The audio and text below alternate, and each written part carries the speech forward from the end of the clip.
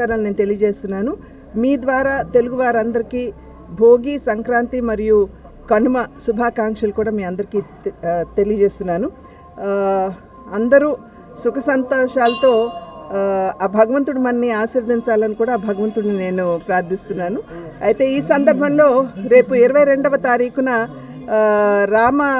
బాలరాముడి ప్రతిష్టాపన జరగబోతుంది అయోధ్యలో. ఇది నిజంగా మనందరికీ చిరకాల వాంఛ కూడా. దశాబ్దాల కాలంగా ఇది కొంచెం ఎరకాటంలో ఉన్నటువంటి సందర్భంలో ఇవాళ నరేంద్ర మోడీ గారికి ఆ భగవంతుడు ఒక సువర్ణావకాశం ఇచ్చారు అని చెప్పి భావిస్తున్నాను. ఇవాళ మోడీ గారు కోర్టు ద్వారా దాన్ని పరిష్కారం కలిగిస్తూ రేపు 22వ తారీఖున శ్రీరాముని ప్రతిష్టాపన జరగబోతుంది. ఆ సందర్భంలో ఇవాళ నుండి రాబోయే 22వ తారీఖు వరకు కూడా అందరూ ప్రతి ఒక్కరూ రాముడికి భక్తి శ్రద్ధలతో ఏ విధంగా మనం పూజ చేస్తామో అదేవిధంగా మన దగ్గరలో ఉన్నటువంటి ఆలయాల్లో ఈ పరిశుభ్రతని చేపట్టాలి అని చెప్పి నిర్ణయించినటువంటి సందర్భంలో ఇవాళ నేను కారంచేడు గ్రామంలో ఉన్నటువంటి శివాలయం అక్కడ స్వచ్ఛతా అభియాన్ చేయడానికి ఇక్కడికి రావడం జరిగింది.